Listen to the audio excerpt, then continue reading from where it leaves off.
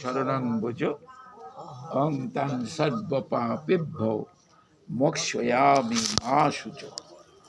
সব ধর্ম বাদ দাও, দেহ ধর্ম, সমাজ ধর্ম, রাষ্ট্রীয় ধর্ম,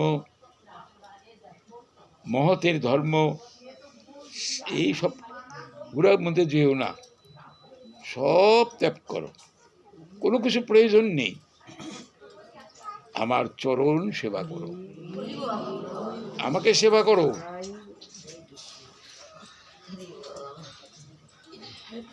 আমাকে সেবা করলে সব পাবা, কিচ্ছু লাগবে না। যারা নানান মুনির নানান মত, নানানভাবে ভগবানের বিভিন্ন স্বরূপের সেবা করেন, প্রথম তো সব কিছু। একজন আমাকে কোনো ভদ্র মহিলা আমাকে জিজ্ঞাসা করতেছে যে বাবা, আপনি একটা কথা জিজ্ঞাসা করি। বলুন।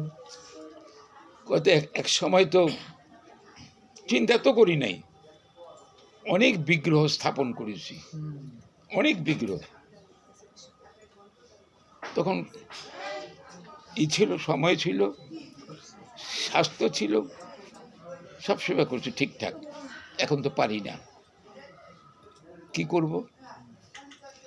যাদের সেবা করে আসছি তাদের সেবা বাদ দেব কি করে? অথচ আমি তো পারি না। তা আপনি একটা উপায় বলে দেন, আমি কি করব? অনেক বসাইছে তো, এত পুজো করতে সময় লাগবে না? আপনার দেহটা তো থাকবে না, দেহটাও ক্ষয় হয়ে যাবে, তখন কি করবেন? পুজো করবে কে? বসিয়ে তো নিলাম, সব করবে কে?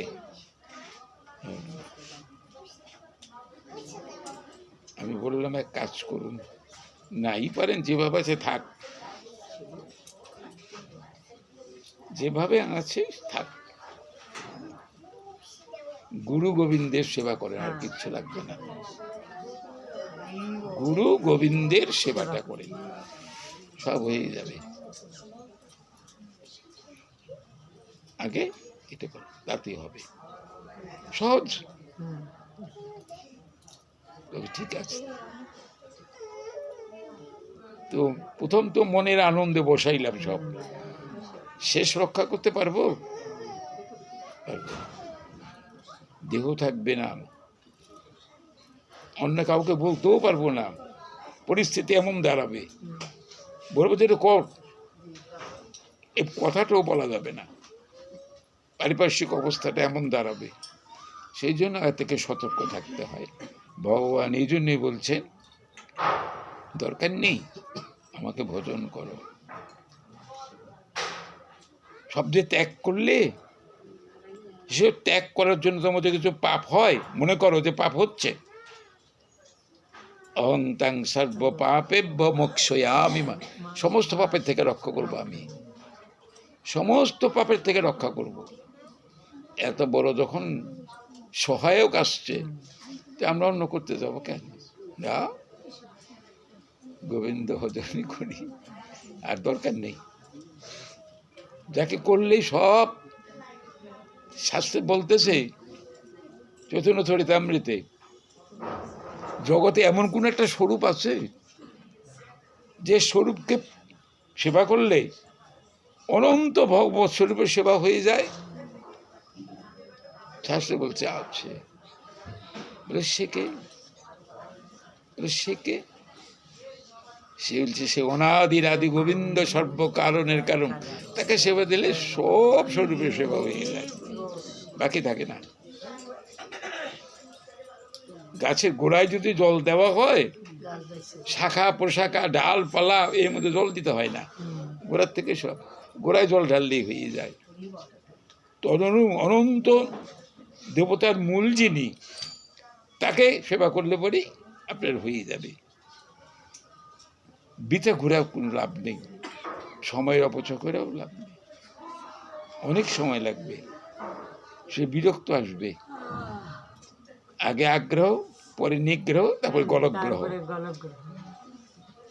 আগে তো খুব আনন্দের সঙ্গে নিলেন, শেষ তো রক্ষা করতে পারবেন না, তার চেয়ে বাবা আগের থেকেই সরে পড়ি, দরকার নেই। এই তো অনেকে দেখা যায় এমনি ফেলে দিয়ে চলে যায়। ভগবানকে প্রতিষ্ঠা করলাম, তার সেবা বুঝেই যদি না করতে পারলাম, প্রতিষ্ঠা কেন করলাম, কেন করলাম? সেই জন্য বেশি বিগ্রহ রাখতে নেই, একজনকে ভজন করুন, তাতেই কাজ হবে। গুরু গোবিন্দের ভজনই সব, আর কিচ্ছু লাগে না। আসুন আমরা ভাগবত থেকে কিছু অংশ আস্বাদন করি। এক জায়গা থেকে আসছি তো, এমনি শরীরটা খুব ক্লান্ত, তো আমার পারি না।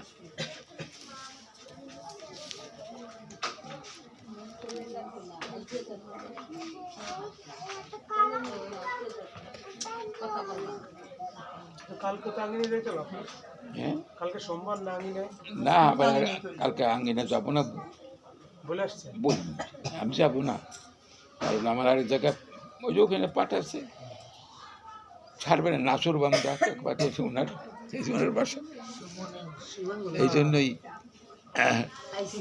চলে গেছে নাকি, তো নাচুর বান্দা এখন, এই জন্য আমি একাদশী দিনে গেছি। একাদশী তো প্রচুর ভক্ত হয়, প্রচুর ভক্ত। যাই হোক, কারোর আকাঙ্ক্ষা যেন অপূর্ণ না থাকে, সবার আকাঙ্ক্ষা যেন গোবিন্দ পূর্ণ করে দেয়। কারণ এবার আছে, এরপরে আর থাকবো না, যে অবস্থাটা আসছি আর থাকবো না। এখন সেই জন্য চেষ্টা করি যে কেউ যেন আমার কাছ থেকে কোনো দুঃখ না পায়, কষ্ট না পায়, এটা চেষ্টা করি। জানি না সবাইকে খুশি করতে পারবো কি পারবো না, তিনি জানেন।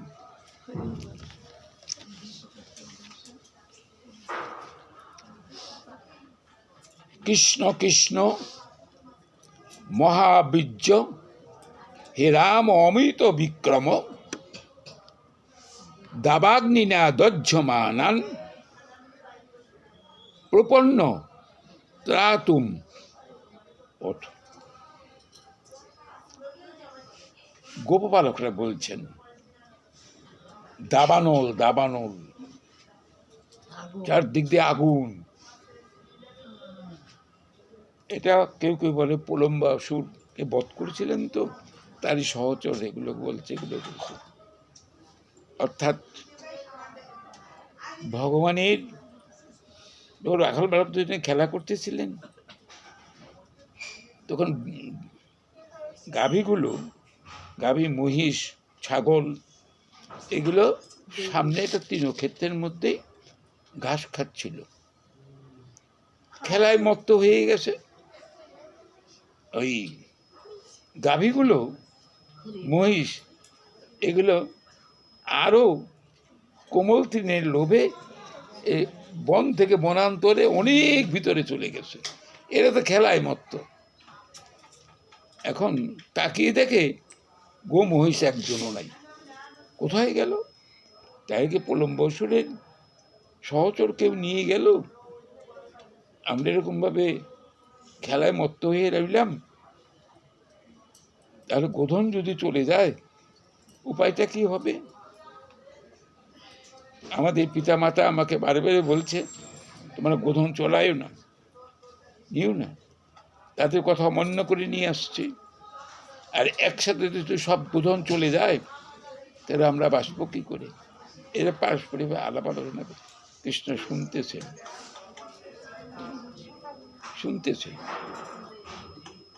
ছোট কৃষ্ণ দেখেন তার কত প্রভাব, কতই শুনে তখন কি করলেন, ওনার একটা পতাকা ছিল, সে পতাকা উড়িয়ে গাভীদের ডাক দিলেন।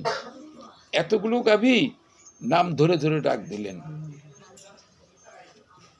এত নাম পাইলেন কোথায়, আর মনে রাখলেন কেমন করে? এত গাভী প্রত্যেকটি নাম ধরে ধরে ওই ভিতরে উড়িয়ে ডাকতেছে। গাভীগুলো হাম্বা রব বলে প্রত্যুত্তর দিচ্ছে, কিন্তু বেরিয়ে আসতেছে না। বনের সর্ববৃক্ষের এমন একটা পিয়ের মধ্যে পড়ে গেছে, ওখান থেকে বের হইতে পারে না। সে ভগবানের কাছে আসবে, পথ পায় না।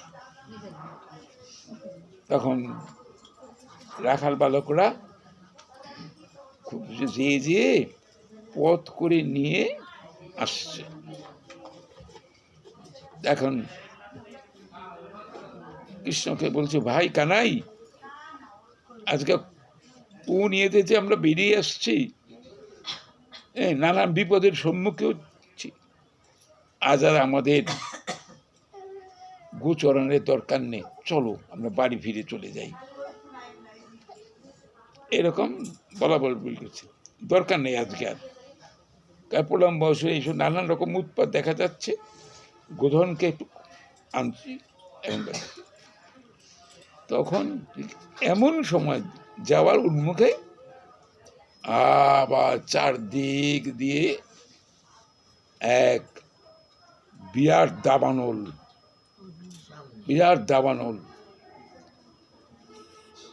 রাখাল বাঘরা হতভম্ব হয়ে গেছে, গাভী হচ্ছে এরকম। তখন বলছে যে কৃষ্ণ কৃষ্ণ, সখা, এই যে সমূহ বিপদ, তুমি মানে আপনজন, রক্ষা করো। কারণ কৃষ্ণের তো কার্যকলাপ পর্যালোচনা করছেন, যে কত কিছু অকাসুর বকাসুর সব বধ করছেন না। তারা ভাবে কৃষ্ণ আমাদের কাছে থাকলে যত বিপদই হোক আমাদের রক্ষা করবে। কিন্তু কৃষ্ণ বিপদে পড়লে তো আমরা রক্ষা করতে পারবো না, কৃষ্ণ আমাদের রক্ষা করতে পারবে। এই জন্য কৃষ্ণকে সবসময় নিজেদের মাঝখানে রাখতেন। ছোট তো এমনি বয়সে ছোট, এখন কি করবেন, হতভম্ব হয়ে গেছে। হঠাৎ আগুন কোথাতে, এর আগেও একবার কিন্তু অগ্নি মোক্ষণ লীলা হয়েছে। কখন সেটা হলো যখন কালীয় দমন করে না, কালীয় দমনের দিনে ব্রজগোপীরা বাড়ি ফিরে যায় নাই, সারা রাত্রি যমুনার তটে ছিলেন। যেখানে কালীয় ছিল, কালীর থেকে একটু দূরে জায়গা সংস্কার করে নিয়ে সমস্ত গোপীরা সেই রাত্রি সে যমুনার তীরে ছিলেন। যখন তারা ওই সময় ছিলেন, হঠাৎ বন্যি মানে আগুন জ্বলে উঠলে কৃষ্ণ দেখছেন, কি ব্যাপার, আগুন এভাবে কোথা, আমার সখাদের পুড়িয়ে মারতে চাচ্ছে আমারই। তখন কৃষ্ণ কি করলেন, এই প্রথম অগ্নি মোক্ষণ লীলা ফু দিয়ে নিভিয়ে দিলেন। ফু দিয়ে, বাচ্চারা যখন দেখেন না প্রদীপ ফু দিয়ে নিভিয়ে দেয়, ফু দিয়ে, এই প্রথম অগ্নি। এটা হলো দ্বিতীয়বার, এখন যেটা বলতেছি দ্বিতীয়বার আর কি। এখন হতভম্ব হয়ে গেছে, যাব বাড়ি ফিরে, এখন এই অবস্থা। বাংলাগুলো বলছে অনেক বড় ব্যাপারে। তখন কৃষ্ণ বলতেছে, তোমরা কোনো চিন্তা করো না, আমি রক্ষা করে দেব। তবে এক কাজ করো, আমি যা বলি শোনো। তোমরা সবাই চোখ বন্ধ করে রাখো।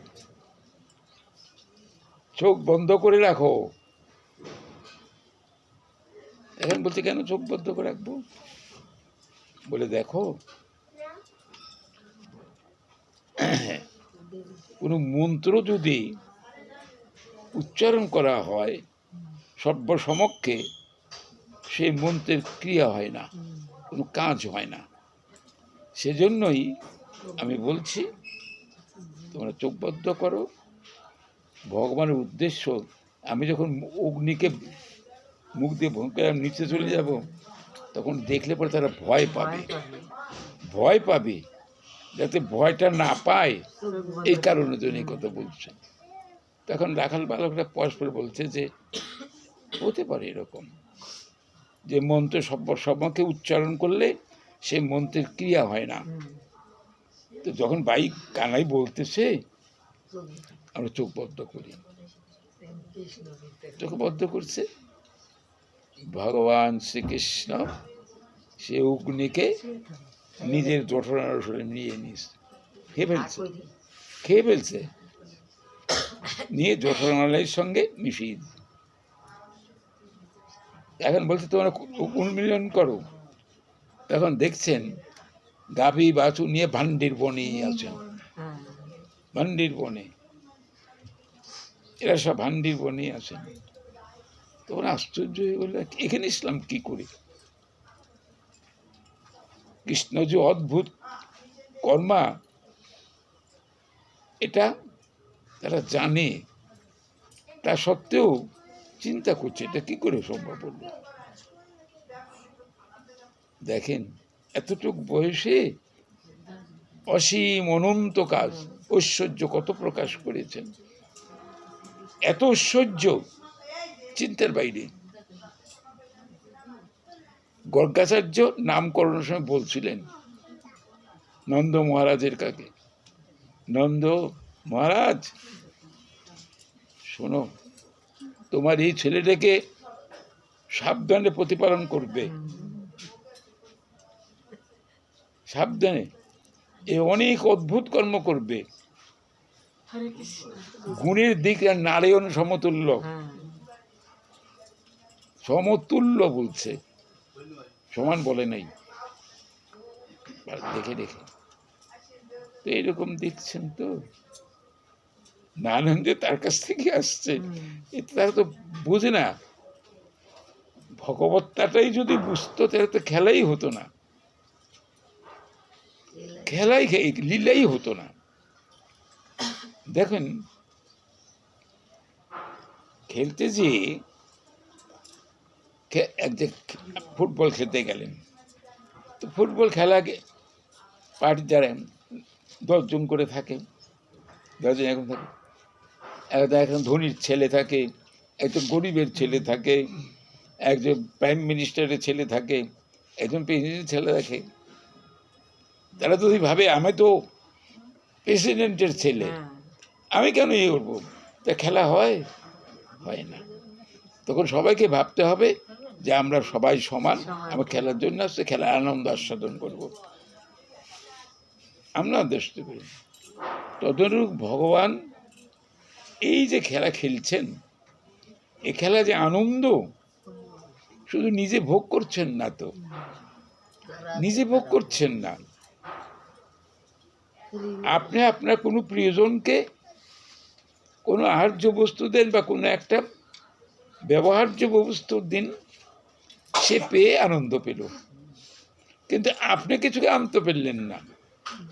আপনাকে নানান রকম উপচারে খাবার দিয়ে পরিতুষ্ট করলেন, খাবার স্বাদ সেই বুঝলো, আপনি যে পরিবেশন করলেন আপনি কিন্তু কিছু বুঝলেন না, যে কোন জিনিসের কোন স্বাদ আপনি বুঝলেন না, যাকে দিচ্ছেন সে বুঝলো,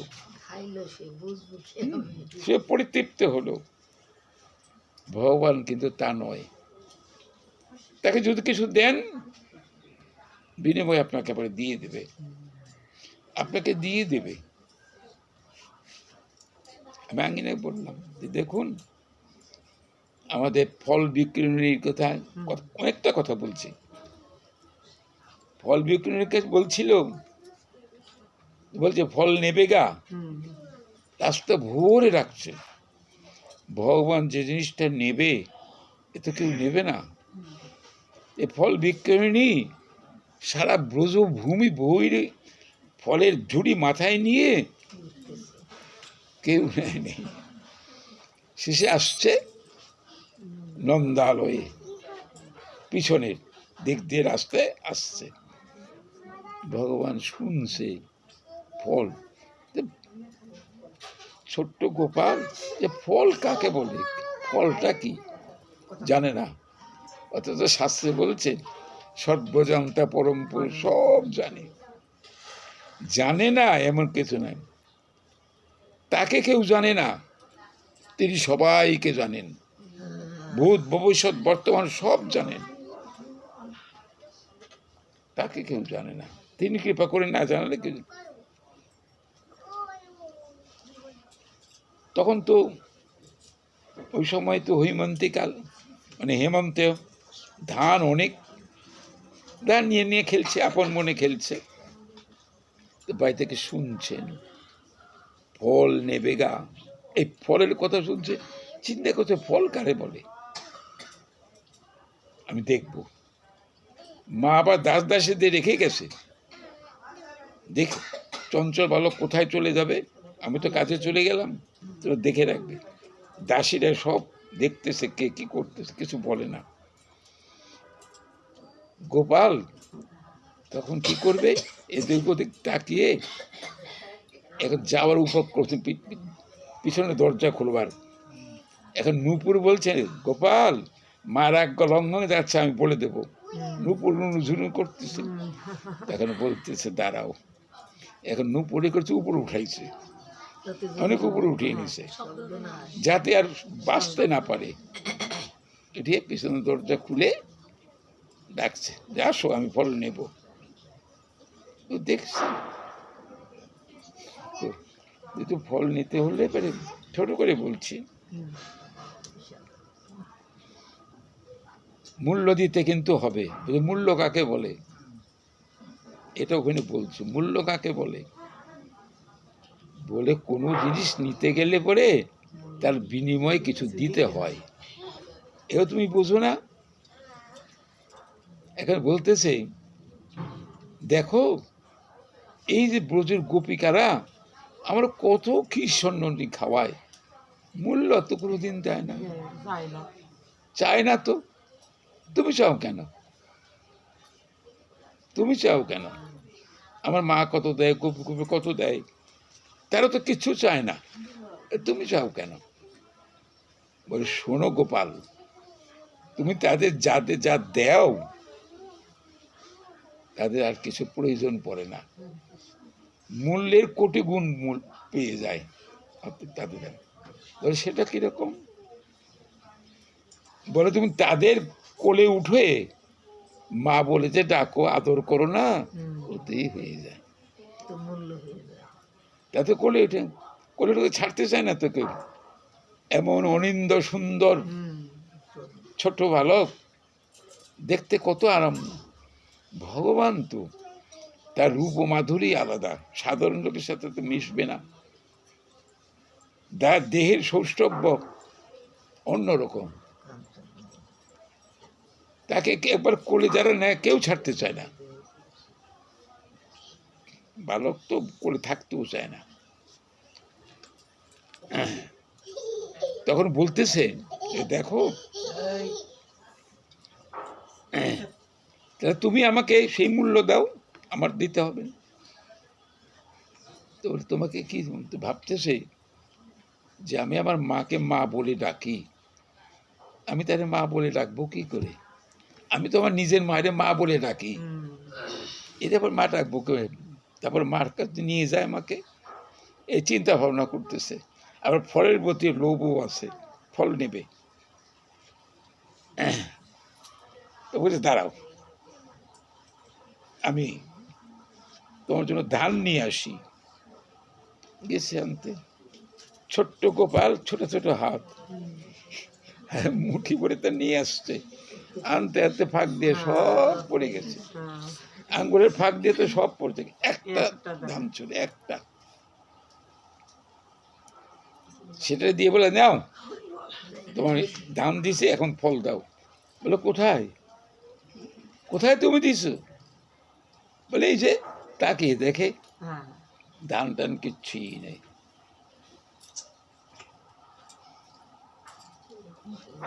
তখন বলছে দেখো, আমি যদি আবার ভিতরে যাই, মা যদি দেখতে পায় আমাকে আর আসতে দেবে না, তুমি ফল দাও, আমি তোমাকে পরে দাম দিয়ে দেব, পরে দিব। বলে আমি বাকিতে কাজ করি না, যা নগদ দিতে হবে। নগদ আমি কোথার থেকে দেবো এখন? তুমি যে বধূ গোপিকাদের যা দাও আমাকে তাই দাও, আমাকে তাই দাও। আমার কোলে উঠে মা বলে ডাকো, এইটা চাচ্ছে আর কি। এখন কি করবে? ফলের প্রতি তার এত লোভ। ফল কে খায়নি? নন্দ মহারাজ তো রাজা, ফলের অভাব আছে? কত ফল, কিন্তু ফল। এর পিছনে কারণ আছে, কেন এটা হলো। ত্রেতা যুগে যখন রামচন্দ্র, লক্ষণ, মা জানকী বনে চলে আসে, বনে এসে গুহক চণ্ডালের কাছে আসে। গুহক চণ্ডাল,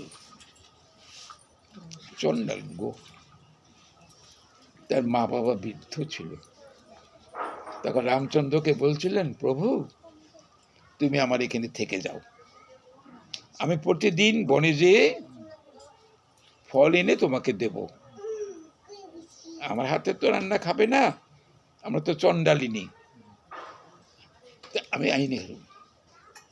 তখন বলছে, দেখো আমি বাবাকে বলছি আমি 14 বছর বনে থাকবো, আমি তো এখানে থাকতে পারবো না। তুমি বলছো, আমি তোমার ফল নেব, স্বীকার করে আসলো। এই ত্রেতা যুগের ফল দাপরে আইসে নিল। সেই চণ্ডালিনী, সেই ভগবান যাকে কৃপা করেন কেউ তা নিতে পারে। দেখেন কোন যুগের কোন কাহিনী সব মনে আছে তার। একটা যুগ চলে গেছে, তার মনে আছে। এই জন্য লোভ তার এত ওটার প্রতি। আর যাই হোক কথাবার্তা বলে উঠে বলে, এখন দাও আমার ফল, এখন দাও। তাকে তোকে একটু উঠিয়ে মা বলে ডাকে নেমে গেছে, থাকে নাই বেশিক্ষণ। কতক্ষণ থাকছে এটা তো আমরা চিন্তা করতে পারবো না। ভগবানের লীলা ভগবান বুঝেন। তখন বলছে ঠিক আছে। ওই চণ্ডালিনী যত এই ফল দিয়ে দিলেন। তো ভগবান গোপালের হাতটা এতটুকু, এত ফল নিলেন কেমন করে? তুমি সব ফলগুলো আমাকে দাও, আমার সখারা আছে, সখাদের নিয়ে আমি তোমার ফলগুলো খাবো। সখারা আছে, সব সখাদের নিয়ে খাবো। মাকে দেবে সব কিছু দেখতেছে দাসীরা, কোথায় কে সব দেখতে, কিন্তু কিছু বলে না।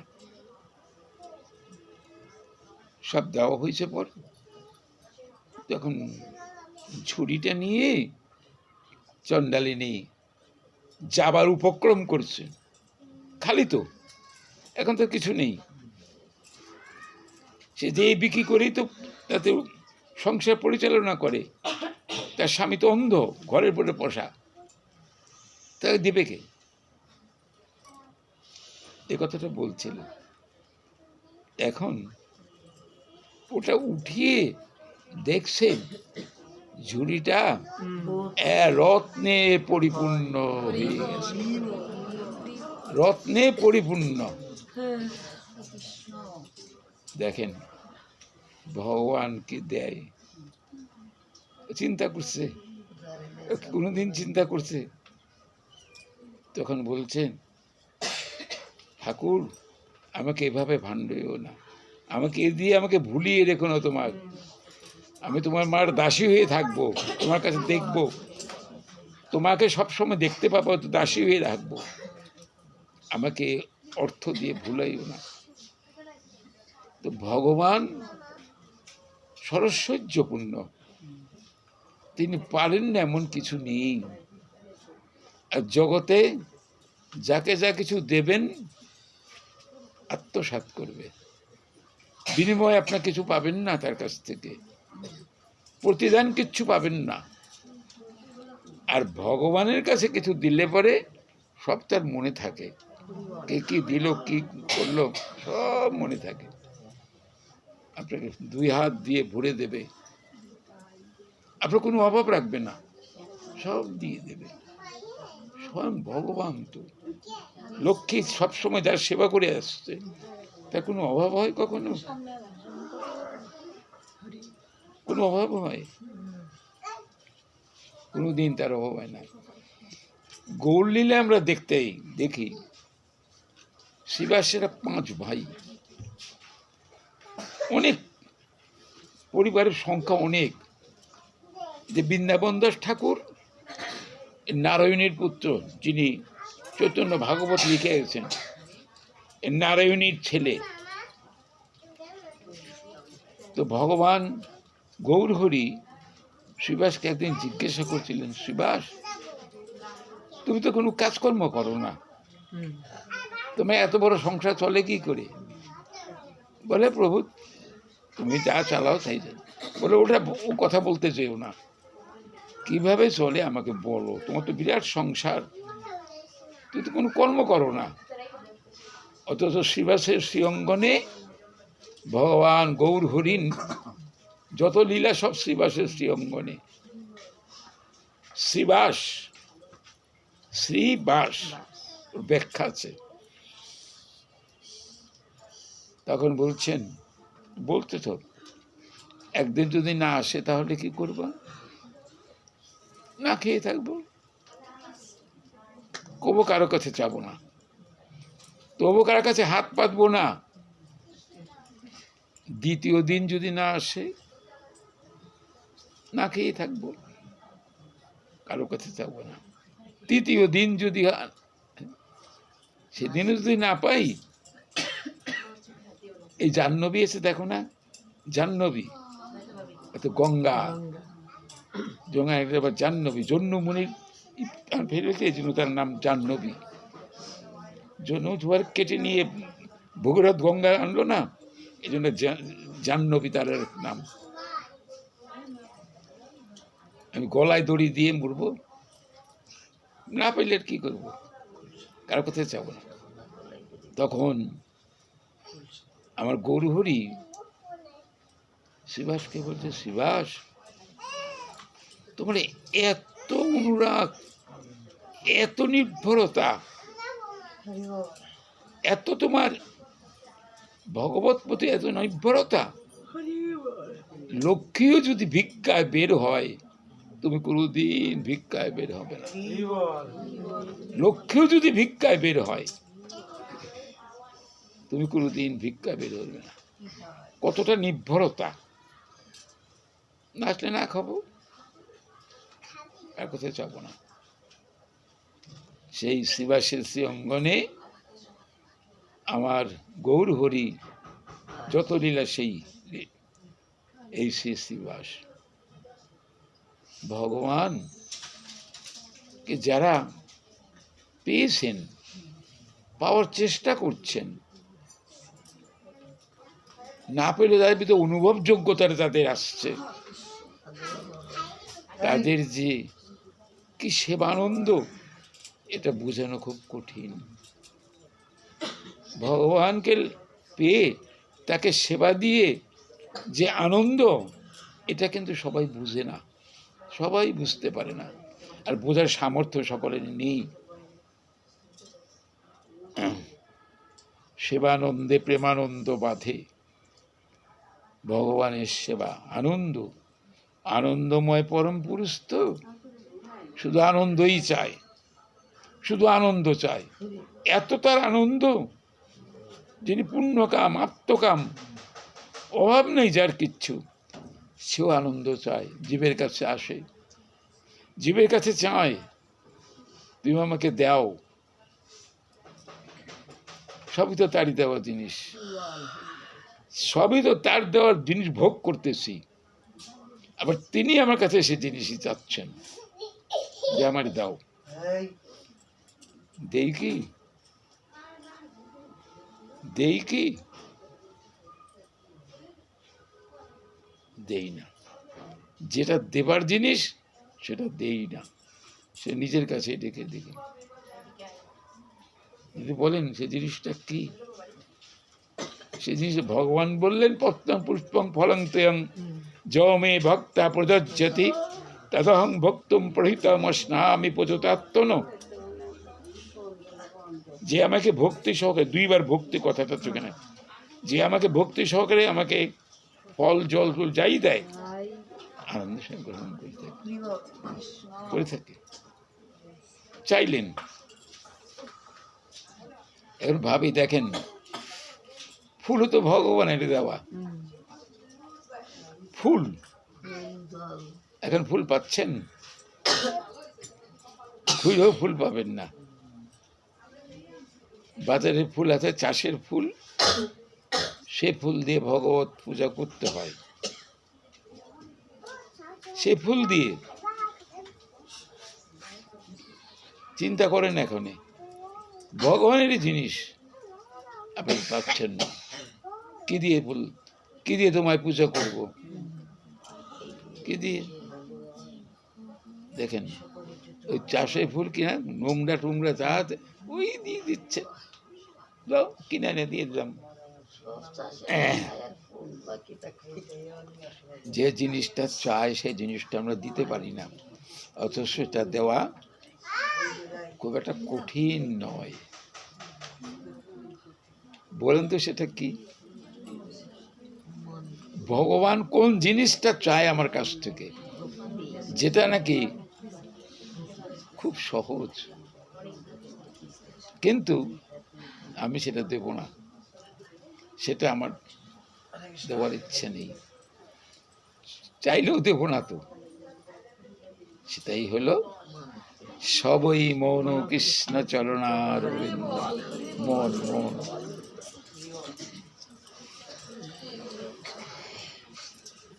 লীলায় দেখা যায় গোপী গোয়ালিনীকে জগন্নাথ ছন্ন রূপে এসে বলছে যে দেখো, গোপী গোয়ালিনী স্বামী হারাইছে, তার ছেলে ছিল সটপাকাতে, ছেলেটাও মারা গেছে, পাগলের মতন হয়ে গেছে, সংসার ত্যাগ ত্যাগ করে সে নীলাচলে চলে আসছে।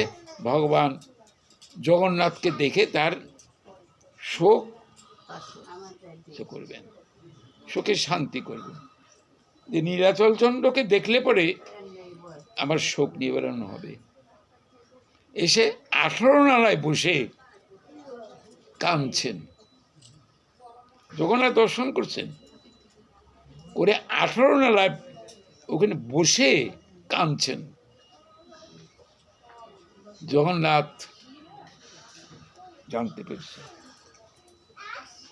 একজন দ্বিজবেশ ব্রাহ্মণ বেশে, বৃদ্ধ বেশে বলতেছেন, তুমি কে গো, এই বসে কাঁদছো কেন,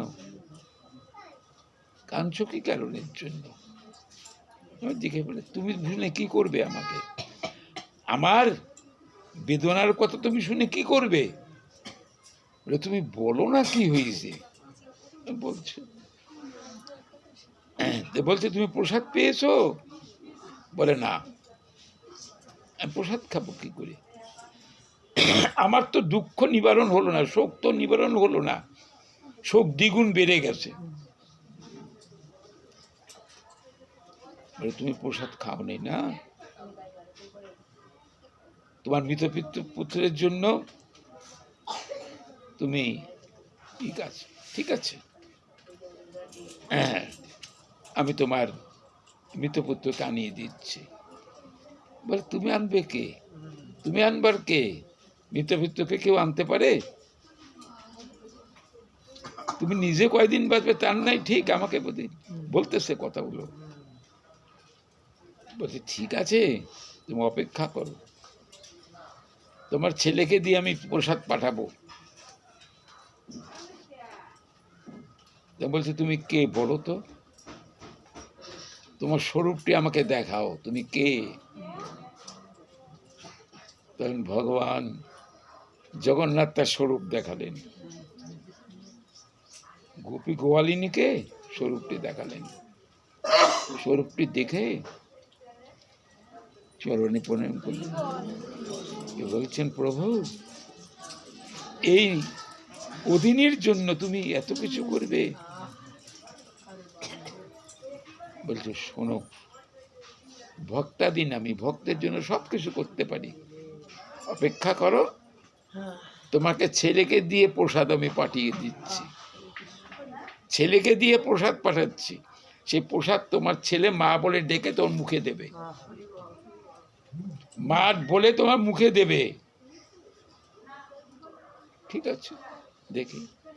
ভগবান জগন্নাথ সরে গেলেন, গিয়ে তৈরি করে নিলেন, প্রসাদ দিয়ে পাঠিয়ে দিলেন, যাও মাকে দিয়ে এসো, মার মুখে খাবার দিয়ে এসো, দিয়ে অন্তর্ধান চলে গেলেন। গোপী কি হয়নি, ছেলের কাছ থেকে প্রসাদ খেলেন, তাকিয়ে দেখেন আর নাই, আর নেই। দেখেন মৃত পুত্র এনে দিলেন, বলে দেখো তোমার সেই মন ছিল বলেই তুমি ওই মনের জোরে তোমার ছেলেকে পেলে। আগেই কথাগুলো হয়ে গেছে। মন যার ঠিক আছে, মন যার আমার চরণে সমর্পিত, সে সব কিছু করতে পারে, সব কিছু করতে। আরো একটা ঘটনা আছে এর ভিতরে, তো সবচেয়ে বড় কথাটা হলো মন। গীতার ভাষ্যে দেখবেন, অভ্যাস যোগে ভগবান কৃষ্ণ অর্জুনকে বলছেন, অর্জুন বলছে ভগবানকে, সখা তুমি তো বলছো মন এত চঞ্চল, এই চঞ্চল মনকে কিভাবে সুস্থির করব? মন তো আমার আয়ত্তাধীন নয়। তখন ভগবান বললেন, হ্যাঁ কথা তুমি ঠিকই বলছো, চঞ্চল হি মনু কৃষ্ণ বলবদ্ধিরম তস্যাহ নিগ্রহ মন্যে বায়ুইব সুদুষ্করম। বায়ুকে যেমন আবদ্ধ করা যায় না, মনকেও সেভাবে নিয়ন্ত্রণ করা সম্ভব নয়। তখন ভগবান বললেন দুটো কথা, অভ্যাস ও বৈরাগ্যে ন গৃহ্যতে। অভ্যাস এবং বৈরাগ্য দুটি একসাথে করতে হবে। অভ্যাস থাকবে আর বৈরাগ্য, এই দুটো জিনিস থাকলে পরে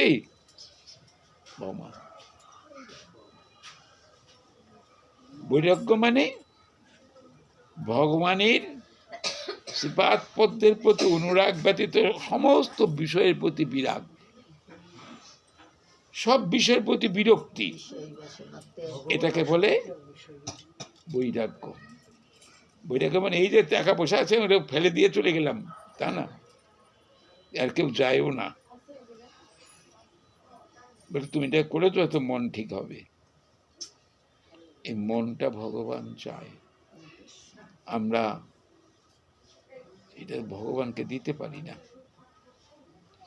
এই মন ভগবানের চরণে দিতে পারি না। যদি দিতে পারতাম, মানব জনম সার্থক হতো, পরিপূর্ণ হতো, এবং জীবাত্মা পরম শান্তি লাভ করতে পারত। সেজন্যই মানব জন্ম পেয়েছেন, ভগবানের সেবা করুন। সেবা অর্থতে পঞ্চকালীন সেবা করতে হবে ওই অর্থ না, অনেকভাবে সেবা করা যায়। এই যে বসতেন সাধুগুরু বৈষ্ণবের সঙ্গে বসে কৃষ্ণ কথা শুনছেন, যে যার যতটুকু বোঝাল, এটা সেবা।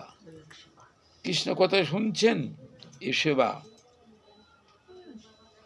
ভক্ত সঙ্গ করছেন, সেবা। সব সেবা। সেবা কোনো নির্দিষ্টতা নেই, এটাকেই সেবা বলে। যে কর্ম করলে ভগবানের প্রীতি জন্মাবে, ভগবান খুশি হবে, সেটাই হলো, সেটাই।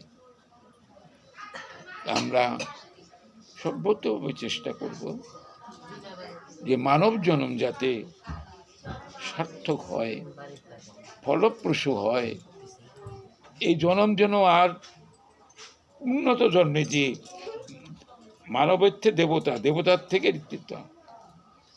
স্তর আছে তো, আমরা যেন সেই স্তরে গিয়ে যেতে পারি। আজকের এই মহান দিনে অনাদিরাদি রসঘন বিগ্রহ, আনন্দঘন বিগ্রহ, গোবিন্দের অভয় চরণারবিন্দে ঐকান্তিক প্রার্থনা জানাই, প্রভু জগতের জীবকে তুমি নিজ গুণে কৃপা করে তোমার চরণান্তিকে তুমি তাকে নিয়ে এসো। সবাই আসো, সবাই তোমার ওই অভয় চরণারবিন্দ সেবা করে মানব জন্ম সার্থক করো। নিতাই গৌর সীতানাথ প্রেমানন্দে।